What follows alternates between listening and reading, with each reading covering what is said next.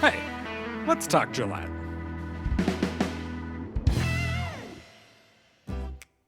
What's happening in Gillette? Next week, on March 3rd, is a Gillette City Council meeting.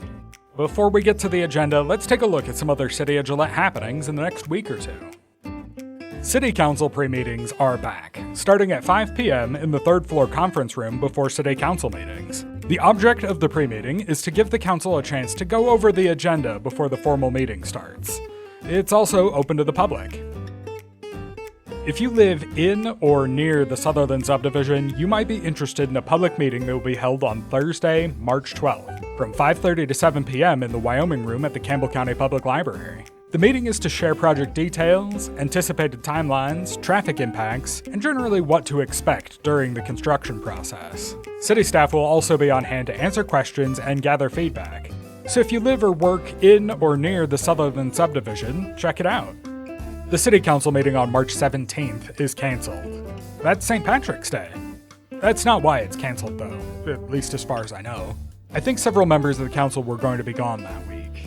Anyway, to make up for the canceled meeting, the council will instead meet on March 24th, the following Tuesday. Here's the reminder I always hope I won't have to make again, and yet keep having to make. Don't forget that daylight savings begins for the year on Sunday, March 8th. When I looked it up, I noticed that some of the reminder things said to move your clocks forward an hour at 2 a.m. on March 8th, which struck me as a little silly. Surely it can wait for the morning, and there's no reason to get up in the middle of the night to reset the clock on your microwave or VCR or whatever.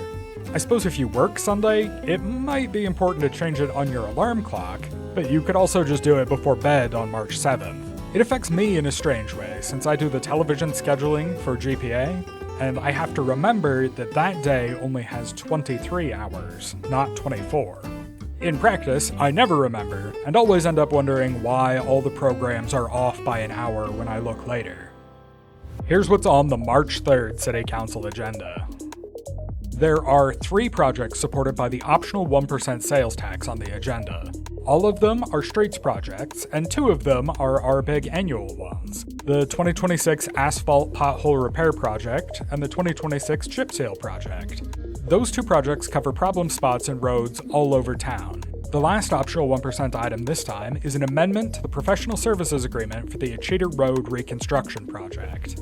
There are 2 items that sort of go together, relating to the 30-inch Madison Transmission Lines Repair Project. One of them is a waiver pursuant to Wyoming Statute 16-6-1001, and the other is an amendment to Work Authorization 2 for the project.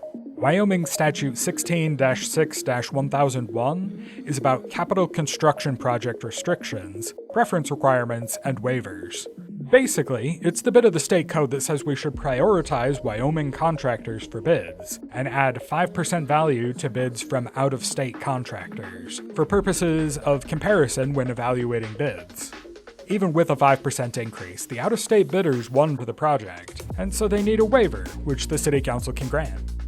There are a couple of agreements with various county departments. One is an amendment to the Memorandum of Understanding between Campbell County and the city regarding the city pool, which allows Campbell County Parks and Rec's lifeguards to guard lives at the city pool during the summer.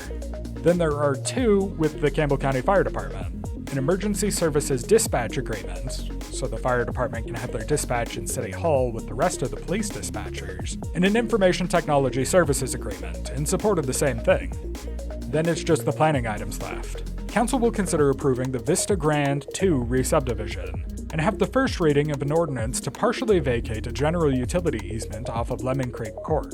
And when it says partial, it means very partial, since it'll only vacate the southernmost foot of the 10-foot wide easement.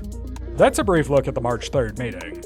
You can find the agenda on the city website, gillettewy.gov, and click on any item in the agenda to get a deeper explanation of the topic and see any supporting documentation. Sign up to receive meeting notices by clicking on the email updates link in the description of this episode. City Council meetings are broadcast live on GPA TV Cable Channel 192, as well as streaming online at gillettewy.gov/GPA, where you can also find past meetings archived. Let's Talk Gillette is a production of Gillette Public Access Television and the City of Gillette. For more information on city operations, visit the city's website. GilletteWY.gov, or follow the City of Gillette on Facebook or Instagram.